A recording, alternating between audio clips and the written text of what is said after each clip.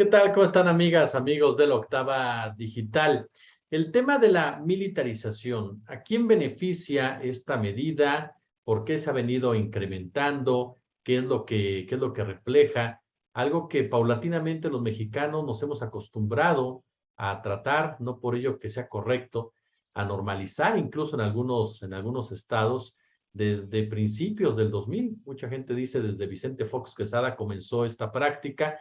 En fin, pero vamos a analizarlo más a fondo. Vamos a platicar, por supuesto, con mi querida y admirada Anabel Hernández, a quien saludo con muchísimo gusto. Anabel, ¿cómo estás? Querido Jesús, buenas tardes a ti y al auditorio. Gusto en saludarte. Igualmente. Oye, yo la primera pregunta que te hago es, ¿a quién beneficia la militarización como práctica, como acción? Porque uno, a final de cuentas, si nos centramos en el tema de la izquierda como tal, pues tienes que repeler una acción de esta naturaleza porque la historia te ha enseñado que involucrar a los militares con la vida civil trae consecuencias nefastas para la mayoría de los ciudadanos en todos los sentidos. ¿A quién beneficia la militarización como práctica, como medida, mi querida Anabel? Bueno, antes que nada tendríamos que decir este punto fundamental que has mencionado y me parece ideal para comenzar la conversación. La militarización es un contrasentido a la democracia, es un sentido opuesto a los gobiernos que uno pudiera llamar de izquierda y es un sentido opuesto a dar seguridad a las personas. La militarización en las experiencias que ha tenido el mundo, particularmente América Latina, incluso experiencias nuevas, por ejemplo, como la de Venezuela, nos habla de que la militarización corresponde a gobiernos autoritarios, que incluso pueden derivar en dictaduras, y donde no se provee mayor seguridad pública. Ya tendríamos a Venezuela en los índices mínimos de inseguridad, ¿no? Y sin embargo, este país es un caos. Los índices de criminalidad son terribles, pese a que es el ejército quien controla prácticamente ese país. Y, por supuesto, con un costo altísimo para las libertades individuales de los ciudadanos. Así que dijéramos que parte del gran engaño, parte de esta, lo que yo le puedo llamar una traición del gobierno encabezado por Andrés Manuel López Obrador a la ciudadanía, parte de eso, que es totalmente opuesto a cualquier tipo de transformación o de gobierno humanista o de gobierno de izquierda. El presidente de la República, una de sus principales estandartes de campaña era no a la militarización. Fue de estado en estado promoviendo esta idea. Y hay estados donde el costo humano de la gente que ha pagado por la militarización ha sido tanta que estoy convencida que era una de las ofertas que a la gente más le atrajo, que dijo, ok, yo también estoy en contra de la militarización. Oigan, los militares violaron a mi hija, oigan, los militares desaparecieron a mi hermano, oigan, los militares asesinaron a mi esposo. Sí, mucha gente en contra de la militarización cuando Andrés Manuel López Obrador se promovió en contra de la militarización. Ahora ya en el gobierno, esta mañana, nos dice, cambié de opinión. Y uno de los falsos argumentos que él esgrime es, cambié de opinión porque no sabía que la Policía Federal tan corrupta. No lo sabía. Entonces, que nos diga la verdad. O él sabía y siempre supo que Felipe Calderón era un tirano, conservador, militarista, y que García Luna era un infame narco policía corrupto. ¿Lo sabía o no lo sabía? Porque no nos va a decir que o lo descubrió cuando entró al Palacio Nacional, no lo creo. Y si lo descubrió cuando entró a Palacio Nacional, pues debería renunciar mañana mismo, porque estamos hablando de un hombre absolutamente incompetente. Sabemos que no es esa la verdad. Sabemos que él sabía que era la Policía Federal y que por alguna razón que me parece todavía queda un poco, para mí, sin respuesta clara, totalmente clara, este matrimonio que comienza a existir entre Andrés Manuel López Obrador y el ejército cuando entra en funciones. ¿Qué se saben los unos a los otros? ¿Cuál es la amalgama que hace que se confluyan de esta manera? Es un poco esa pregunta que quedó en el aire cuando Salvador Cienfuegos es detenido en Estados Unidos, la primera expresión de Andrés Manuel, y lo hemos comentado varias veces, así espontánea, es qué bueno, eso prueba cómo eran corruptos los demás. Y al otro día estaba diciendo otra historia, como si alguien le hubiera hecho manita de puerco, ¿no? Como si alguien, señor presidente, no se olvide que aquí tenemos un acuerdo, y ahí va el presidente a salvar a Cienfuegos, de acuerdo a la información que tengo, es por presión del propio Luis Crescencio Sandoval, porque Luis Crescencio Sandoval es de ese grupo de Cienfuegos, un Cienfuegos que no olvidemos, dejemos a un lado las acusaciones que tiene en Estados Unidos por narcotráfico, sino el Cienfuegos que fue el jefe del ejército cuando ocurrió la masacre y desaparición de los estudiantes de Ayotzinapa. Entonces, el presidente no es que cambie de opinión, el presidente miente a la ciudadanía y miente en todos los aspectos. Esta propuesta de militarización, número uno, no ha tenido la Guardia Nacional ningún impacto hasta ahora en la disminución de la violencia. Número dos, no la ha tenido porque la Guardia Nacional no ha estado desplazada en los estados y ciudades más violentas. Y hay números específicos probados que así lo prueban, basados incluso en la propia información del gobierno. Y número tres, el presidente de la República, por un lado, nos dice que hay que abrazos y no balazos, ¿no? Eso es lo que nos está diciendo en cada conferencia de prensa todos los días. No importa los muertos, los heridos. No, él dice que su política de abrazos y no balazos es magnífica y que está pacificando al país y que funciona. Que se ponga de acuerdo entonces.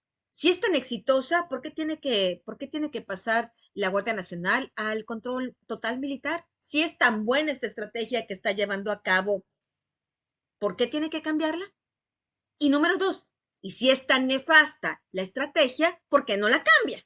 Porque si los abrazos, no balazos, no funcionan y tiene que llegar a la medida extrema, y esto de la medida extrema no la digo yo, la medida extrema la dice él en su pretexto para militarizar en esta iniciativa de leyes que manda al Congreso. Él habla ahí de que el país vive el reto más grande de su historia y que el país vive esta criminalidad cuasi militar, o sea, habla como un país fuera de orden y que por eso se requiere a los militares.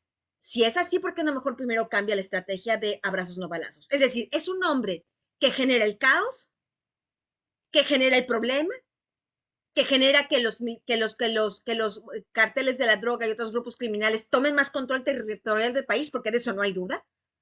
Y por otra parte, ahora él mismo nos quiere recetar esta medicina amarga de solución, de ahora nos tragamos a los militares. Y ahora los militares tendrán el control político, el control de seguridad pública y, ojo, el control, influencia en la justicia, cosa que jamás había sucedido.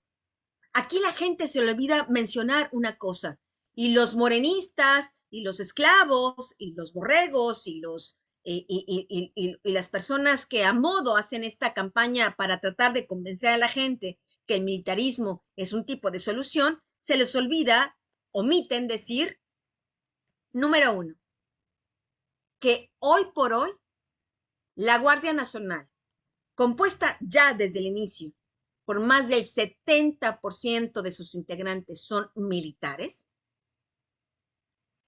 ha tenido más quejas por violaciones graves a derechos humanos que la Policía Federal, y con todo que era hipercorrupta, súper abusiva en el último año. Y esto basado en cifras de la Comisión Nacional de Derechos Humanos.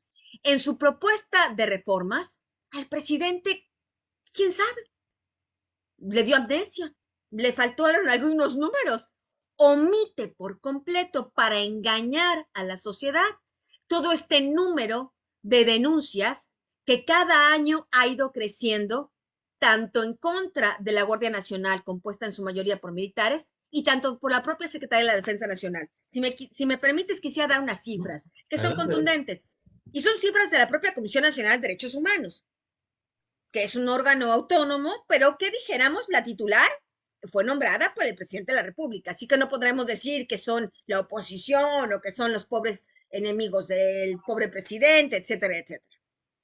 En 2018, es decir, el último año del sexenio de Enrique Peña Nieto, la Sedena alcanzó 382 quejas presentadas por ciudadanos ante la CNDH por violaciones a derechos humanos. En 2019, solo el primer año de Andrés Manuel, cuando ya había sacado la Guardia Nacional, porque una cosa no se puede no cruzar con la otra, la cifra llegó a 482, casi prácticamente más del 30%. Y después tenemos que en 2020, con todo y el COVID, porque recordemos que en 2020 se supone que el país quedó en lockdown, que la movilidad de la gente era prácticamente cero, aún así la cifra fue de 359 casos. Y en 2021, la cifra de quejas de violaciones de derechos humanos contra la Sedena volvió a aumentar y llegó a 436, siempre más que las cifras en 2018. Así que estamos hablando de una serie de argumentos falsos del gobierno para tratar de persuadir a la sociedad a que acepte esta medicina que nos quieren recetar a consecuencia de la enfermedad que él incrementó con su mal gobierno y su política de abrazos no balazos. Oye, Anabel, el papel, por ejemplo, ahorita que lo mencionabas del ejército en este sexenio, ¿cómo se empodera el ejército? Y me refiero en general, me refiero si el ejército alguna vez no ha tenido este control, si alguna vez no ha tenido esta injerencia, y sobre todo, ¿cuál es el papel del ejército en la guerra contra el narcotráfico que se ha estado dando en nuestro país desde hace tanto tiempo? ¿Cuál es su responsabilidad de lo que vemos en el día a día? Antes que nada, tendremos que explicar qué es el ejército mexicano. ¿Qué papel ha fungido? No ahora, no en los últimos 20 años. ¿Qué papel ha fungido desde hace décadas como parte de la enfermedad en la que hoy estamos inmersos los mexicanos, de esta inseguridad y de este poder de los carteles de la droga? Su papel ha sido crucial. Están los expedientes judiciales que al menos desde el cártel de Guadalajara, cuando estaba Rafael Caro Quintero, Miguel Ángel Félix Gallardo y Ernesto Fonseca, que dijéramos que es la primera organización criminal que puede llamarse cártel porque confluyen diferentes familias y se organizan para el tráfico masivo de drogas, ahí estaban los militares protegiendo al cártel de Guadalajara. El propio entonces secretario de Defensa Nacional ahí estaba departiendo con los narcos y recibía dinero, recibía sobornos. Lo mismo pasaba con el propio Amado Carrillo Fuentes, el del cártel de Juárez. No era Gutiérrez Rebollo cuando era general, alto mando en el ejército, el que iba ahí y se llevaba dinero, el que recibía departamentos para meter ahí a sus amigas. No, después terminó en la cárcel a los pocos meses de que Ernesto Zedillo lo nombró zar antidrogas. Y no tenemos después en la época de lo que era el propio varios generales como Mario Arturo Acosta Chaparro y otros que fueron juzgados por tener vínculos con el narcotráfico y después súbitamente exonerados, no se entiende todavía por qué. Y después no tenemos, por ejemplo, para no ir muy lejos tampoco, en el sexenio de Felipe Calderón, al propio secretario de Defensa Nacional, Galván, mandando a Acosta Chaparro a saludar al Mayo Zambada y al Chapo para pedirles ayuda, para mandarles un mensaje al presidente. Eso le escribe de su puño y letra el propio Vicente Zambada Niebla en su diario, que él mismo lo vio, él mismo saludó al general, él mismo escuchó la conversación. De ese ejército estamos hablando. Y por otro lado, hablamos de un ejército asesino. Desde el 68 ha sido un instrumento para pues, someter a la población. Y además, con una serie de crímenes podemos partir del 68 hasta lo de Tlatlaya y Ayotzinapa, crímenes donde hay una total impunidad. Que no nos digan, y es parte de lo que platicamos la otra vez, que no nos digan con la Comisión de Ayotzinapa que solo la tropa es responsable y metan a la tropa a la cárcel, que no nos vengan a ver la cara de estúpidos, ¿no? Sabemos que hubo mandos, que la tropa no se manda sola, que en una pirámide militar la tropa no se manda sola. La tropa obedece órdenes superiores y ojo, porque parte de la peligrosidad de militarizar toda la seguridad pública federal es que este régimen militar no permite la desobediencia por conciencia. Este régimen militar te dan una orden y tú tienes que obedecerla, no tienes opción, tienes que obedecer la orden militar y en ese ámbito estaríamos, ¿no? Realmente estamos ante una situación muy peligrosa porque, como explicaba, una de las cosas que no explican tampoco a quienes cuando se hacen estas propuestas es que una de las tareas que tiene la Guardia Nacional es hacer investigaciones para hacer investigaciones para ayudar en las tareas del Ministerio Público y de la Fiscalía General de la República. ¿Podemos imaginar ya a los militares haciendo estas tareas? Por eso hablaba que militarizar la Guardia Nacional tendría efectos incluso políticos, porque si estamos hablando que por desgracia en México, y es una de las grandes tragedias que vivimos, se politiza la justicia, se abren expedientes en la Fiscalía General de la República, muchas veces a modo por cuestiones políticas, imaginemos el ingrediente extra que será el ejército quien esté haciendo esas investigaciones. ¿Van a investigar a la 4T? ¿Van a investigar al presidente de la República si eso fuera necesario, a su familia, a gobernantes de Morena, cuando Morena le ha dado al ejército todos los contratos más importantes, más jugosos, y no solo los contratos, sino la administración de las principales obras públicas de aquí a prácticamente la eternidad? Entonces estamos hablando realmente de que se está haciendo un gobierno militar, militarizar de esta forma, con todos estos señalamientos, explicaciones que he dado a la Guardia Nacional, es eliminar, traicionar el Estado civil, que es la esencia del gobierno de México, gracias a lo que ordena la Constitución, y pasar a un Estado militar con todas las consecuencias que eso conlleva, porque además esto que está proponiendo el presidente traiciona la Constitución, viola la Constitución. La Constitución no se lo permite. Lo que están haciendo es ilegal. Oye, Anabel, ¿a quién le conviene? Tenemos, ¿qué te gusta? 12, 18 años, 14 años, ponle 16 años por lo menos, escuchando que no hay policías civiles capaces, que por eso el ejército está en la calle, que por eso el ejército pelea contra el narcotráfico. ¿A quién le conviene que no haya esos policías capaces? Porque, caray, nos dan cifras de que se han dedicado tanto tiempo, tanto dinero para preparar a las policías, pero las policías siguen igual o peor en muchas regiones del país. En otras ha habido avances, pero no es la generalidad, es la excepción los avances que se han dado. ¿A quiénes les conviene mantener una policía civil en las condiciones en las que está? ¿A los propios militares, al propio interés político? ¿Y para qué? Aquí es muy importante lo que estás diciendo, Jesús, porque es parte del meollo del asunto y es parte de la parte principal, fundamental de la trama de este engaño, de este golpe a la Constitución. Efectivamente, desde hace décadas nos dicen que la policía es corrupta, y es corrupta, es corrupta. Los controles de confianza establecidos a nivel nacional, es decir, a cada policía municipal, estatal y a nivel federal, no es que en el papel no sean idóneos, en el papel son perfectos.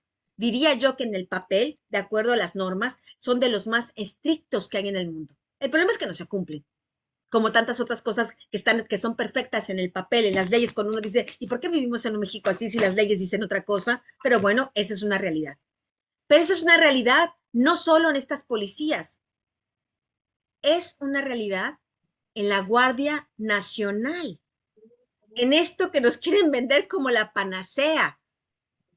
La Guardia Nacional, todos sus elementos, incluso estos militares que, como ya dije, desde el origen, desde el 2020 que comenzaron a operar, son militares en su gran mayoría. Más del 70% de los elementos que están en la calle cuidando a los ciudadanos, se supone, no han cumplido los exámenes de control de confianza. Tampoco son confiables. Tampoco cuando el gobierno dice es que ellos no son corruptos, es que ellos son confiables. Miente Andrés Manuel. Miente Andrés Manuel porque más del 70% no ha presentado sus exámenes de control de confianza ni las capacitaciones elementales que se requieren. No lo han hecho y esto de acuerdo a las propias cifras del gobierno. Entonces, ¿de qué nos están hablando? ¿Por qué mienten? Es verdad, las policías no están capacitadas, pero tampoco la Guardia Nacional. Por eso, la situación en México de inseguridad está así y estará así por siglos si no cambian el origen del problema, que es la certificación real, auténtica. Volvemos siempre al tema y parece esto ya un cuento de nunca acabar, pero tenemos jefes policíacos como el señor Omar García Harfuch en la Ciudad de México que nunca pasó sus exámenes de confianza. Aquel tonto, ignorante, que diga que el señor es confiable, se equivoca. No es confiable, no pasó nunca sus exámenes de control de confianza. Como en el 70% de los elementos de la Guardia Nacional no han presentado esos exámenes. Y por eso tenemos el caos que tenemos. Y por eso tenemos poblados, municipios, y de esto si quieres Jesús podemos hablar la próxima semana, que es una historia realmente estrujante. Claro. Hay municipios en Veracruz, tengo documentados 3 al menos, gobernados por el partido Morena, que están controlados totalmente por el crimen organizado. Y estos 3 municipios, ¿sabes quién se encarga de la seguridad de estos municipios? Porque sus policías municipales son 3 policías y no sirven. La Guardia Nacional. La Guardia Nacional está en la entrada y salida de estos 3 municipios. Y ahí manda, comanda, gobierna el crimen organizado. Y cuando digo gobierna, no me refiero solo que manipula, presiona al alcalde. Tienen la chequera de esos municipios. Ellos controlan el gasto público. Ese es el nivel del fracaso de este gobierno. Ese es el nivel del fracaso de la política de abrazos no balazos. Y ese es el nivel del fracaso de la simulación, de la falsa premisa, del engaño público, de querer pensar que la militarización soluciona problemas de inseguridad. Eso no es verdad. Lo auténtico que vamos a ver con el tiempo es que la inseguridad continuará. Y después nos dirán que pues hay que militarizar todo, ¿no? Todo, porque solo los militares serán capaces y por eso no funciona la estrategia. Con el tiempo vamos a ver que la militarización va a aumentar, los derechos humanos se verán mucho más vulnerados, la inseguridad no va a acabar, pero el control político será cada día más férreo, lo que significa el autoritarismo. Querida y admirada Anabel Hernández, para mí siempre es un honor escucharte y platicar contigo aquí en La Octava. Al contrario, Jesús, yo sí pienso que los ciudadanos este sábado pasado nos despertamos en una pesadilla. Que si la gente no protesta, que si los ciudadanos no encontramos todas las formas legales y pacíficas para decir un no contundente a este fraude, a este engaño, a esta manipulación, esta ruta al autoritarismo, esta pesadilla se volverá una realidad cotidiana de la que no podremos salir. A mí sí me parece que este es uno de estos momentos claves en la historia de México y me parece que no es una exageración. Están en la ONU, Amnistía Internacional y otras organizaciones internacionales importantes que conocen, por supuesto, mucho más que yo y mucho más que muchos en México, porque ven ven el gran angular, ven lo que pasa en otras naciones cuando esto sucede, están pronunciándose, están pidiendo al Senado que no apruebe, que no confirme ni esta, ni por supuesto esta reforma propuesta por el PRI, que me parece una cosa insólita y que solo se puede explicar porque el gobierno o les llegó al precio o es tal la amenaza que existe sobre la cabeza de los líderes que no les queda de otra.